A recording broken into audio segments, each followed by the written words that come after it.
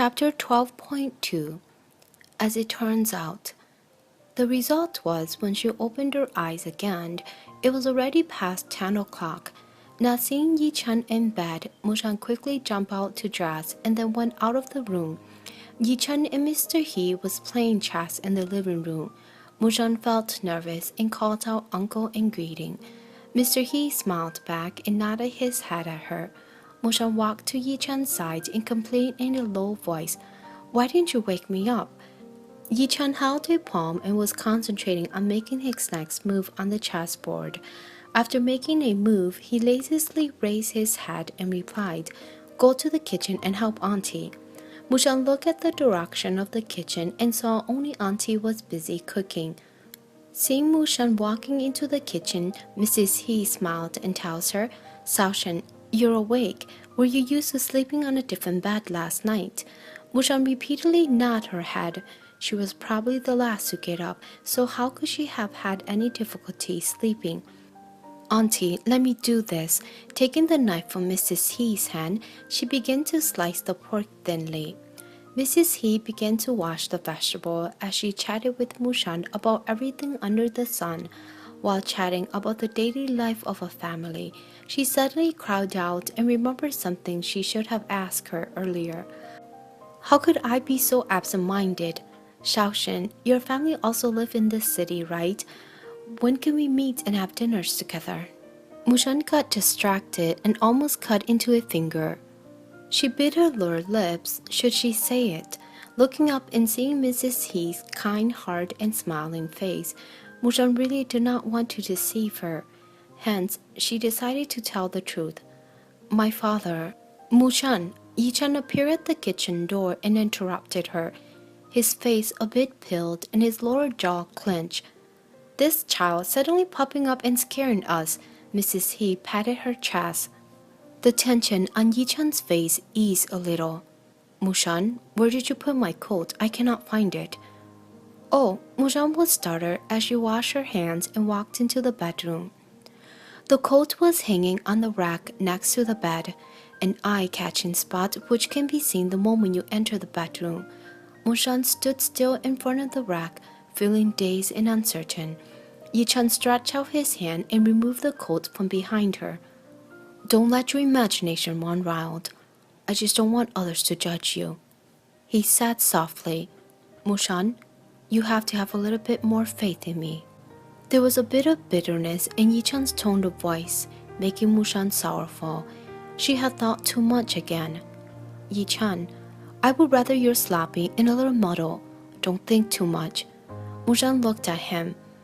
"But you would think that I'm troublesome." "At least you still know yourself well." Yichen tenderly stroked her hair. "You are very, very troublesome. But she won't feel bad. Let's go out to eat. Auntie should have finished cooking." As they were eating, Mrs. He asked about Mushan's parents again. She only replied that her father had passed away and her mother was abroad. Mrs. He sighed and did not ask farther. She wanted to persuade everyone to play mahjong, which is good for the body and mind after they finished eating. Unfortunately, no one was interested. Mr. He wanted to take a nap, while Yimei wanted to take Jiangsu out to see the famous attraction in Y City. Hence, Mrs. He had no choice but to give up. Yichen only slept a little last night, so he wanted to catch up on his sleep as well. As for Mushan, who woke up late this morning, she did not feel sleepy. While Yichen was napping, Mushan decided to look at his old things. An old exam paper can also make Mushan study with keen interest for a long time. She examined how his handwriting was like at that time. She takes a look at the question he answered wrongly. In addition, there were essays written by Yichen. Mushan read each and every one of them.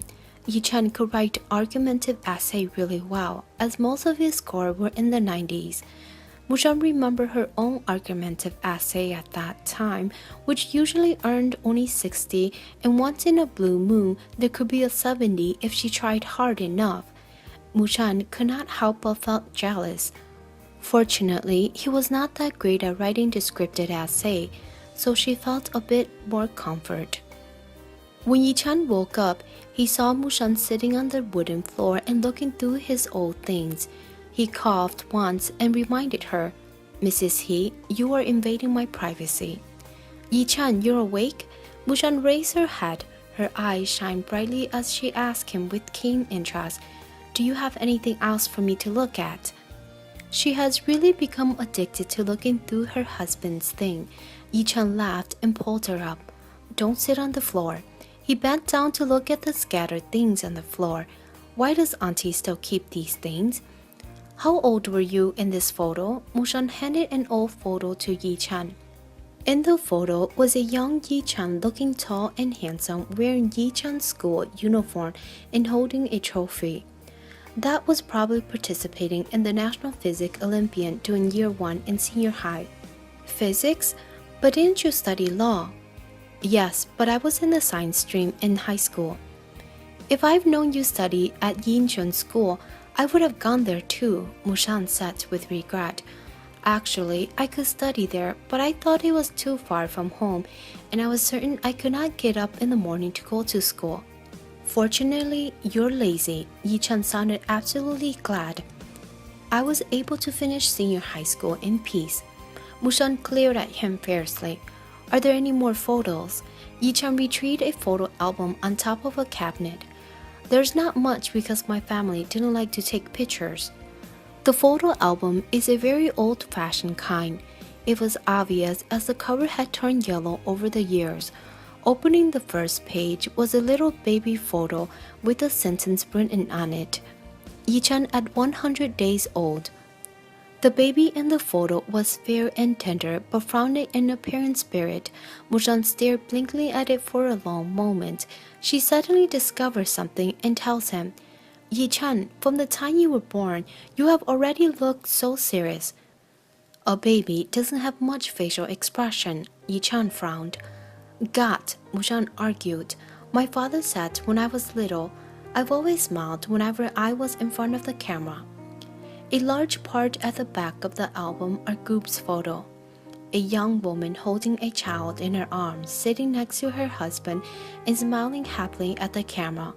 Although the technology back then was not as good, the photo still captured the woman's velvet beauty and the man's tall and handsome demeanor. It appeared that Yichen took after his father. Mushan did not speak as she quietly finished looking through the only photo album. She then raised her head to look at Yichen. "I am fine." Yichen took the photo album from her hand. "It has been so long, everything has faded." Mushan looked deep into his eyes and only felt reassured after a moment. "We'll go to see them, okay? Let's wait until the tomb sweeping day." Yichen lightly stroked her hair, which seemed as if a puppy nibbling on it. "Wait until your hair grew neater, or else you'll really be an ugly daughter-in-law." The Lunar New Year break was not long. Most of the time, Mrs. He pulled Mushan to the mahjong table, but what a pity! She did not improve at all after several days of intensive training. After looking at the mahjong tiles on the table, she would forget what mahjong tiles she held, and after looking at her own tiles, she would not know what tiles the other players had released. Yichen only shook his head in sight, not knowing whether to be embarrassed by his wife's lack of talent or happy that she would not be an addict at the mahjong table and ruin them financially. They both planned to return to A City the next day. Mushan could not sleep that night. Yichen took her into his arms when she turned for the third time. "What are you thinking?" "Yichen." In the darkness, Mushan was silent for a moment before saying in a low voice, "Have I told you about my mother before?" Yichen placed his hand on her back and replied, "No." "My mother and father had a very strange relationship."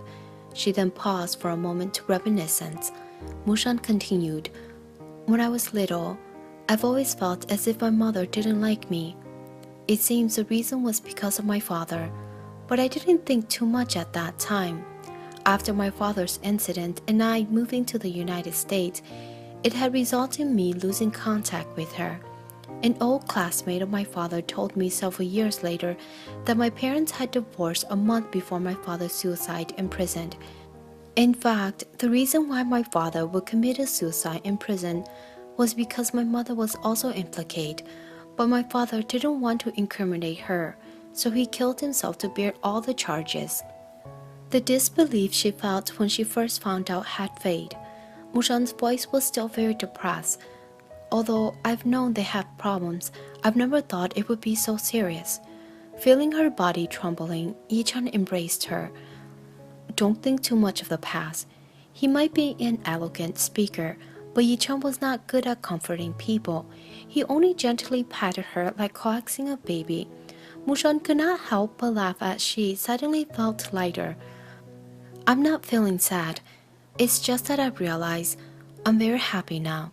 I wonder how my mother was celebrating the Lunar New Year alone. Yichen looked at the ceiling. The expression in his eyes in the dark appeared indifferent, but his tone was soft like the dim light of the night. If you are worried, we will go to see your mother tomorrow morning. Mushan began to feel sleepy. She buried her face in his chest and said in a tired voice, at the very least, to tell her I'm doing well. The next morning, Mushan and Yichen reluctantly bid Mr. and Mrs. He goodbye to return home. Yimei and Jianshu did not have much time off, so they departed days earlier. Before leaving White City, they traveled to Chenhe village. However, this time, it seemed like luck was also not with them. Mushan knocked for several minutes on the door, but no one answered. Do you want to wait for a while? Mushan shook her head and replied, Never mind, let's go. The old building has stairs that were deep and narrow. When they were walking down, Mushan shared her experience by saying, You have to walk slowly on these staircase, or you might bump into someone when you turn at a corner. Yichen looked teasingly at her. And how many times have you bumped into people? Mushan mumbled, Fortunately, only a few times. This had meant a lot of times. Walking without paying attention to people around is also one of her bad habits. Yichen touched her cheek and looked at them as he sighed. Fortunately, each side is not crooked. Mushan made a face at him. Sitting in the car, Mushan turned back to look at the old building. Her heart felt a faint sense of disappointment. This time, she still did not get to see her. And although they are mother and daughter, maybe the faith between them was still too shallow. The car was about to be driven out of the neighborhood. Mushan casually looked out the window. Then she suddenly shouted out, Yichen, stop the car. Yichen quickly pressed the brake. The luxurious car suddenly stopped. Mushan opened the door and ran back. Yichen did not get out of the car, but from the rear view mirror, he saw Mushan catching up to a thin middle-aged woman. His heart suddenly felt agitated, so he subconsciously reached into his pocket for a cigarette, but there was nothing. He then remembered that he intended to quit smoking completely since he was not that addicted in the first place, so he did not have any cigarettes with him. He closed his eyes, sighed, leaned back his head. Then he turned on the radio and the soft melodies began to soothe his thoughts. Yichen did not know how many times he had listened to the same piano piece when he heard knocking on the window. He opened his eyes to see Mushan standing outside gesturing for him to roll down the window.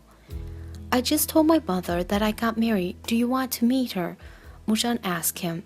Yichen nodded in silence. From afar, Mushan's mother, Pei Fenmei, watched as her daughter and a tall young man walked up to her. Her eyesight is poor. She could not see his appearance clearly, but her intuition told her that the man is outstanding. It seems Shaoshen has good taste. But Pei Fenmei frowned. Did Shaoshen just said his name was He Yichen? He Yichen. Why did that name sound so familiar? In the blink of an eye, he already stood before her. Pei Fenmei could now see his appearance clearly.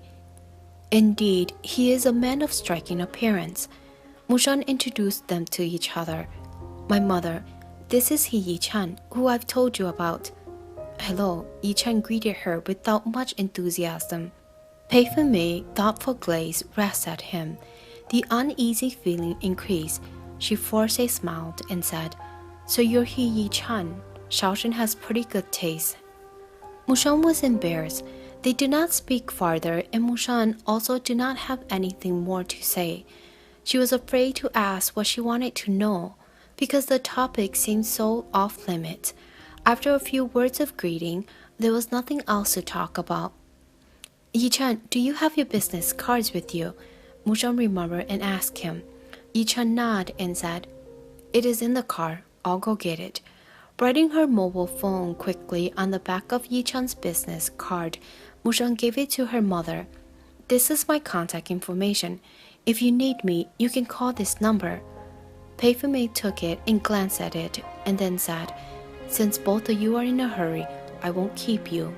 Mushan responded hesitant a little, and then said, Then we'll get going. After saying goodbye to her mother hurriedly, she sat back in the car. Mushan immediately looked a lot better than before. This is the best I can hope for. After all, they've lost contact for 8 years. This kind of polite informal meeting made Mushan feel relaxed. Yichen did not pay attention to what Mushan said. He had recalled Pei gazing thoughtfully at him, resulting in him to have misgiving now. Did she remember something? Mushan saw that he did not start the car for a long time. She did not know what he was thinking, so she could not help but pulled onto his sleeve. Driver Yichen, have you returned to Earth yet? Mushan looked at him with her bright and smiling eyes. This eliminated Yichen's misgivings, but he started to have a headache. Lately, why is he increasingly felt like some personality traits of someone who used to give him headache have returned once again to haunt him? Could it be that a leopard cannot change its spot?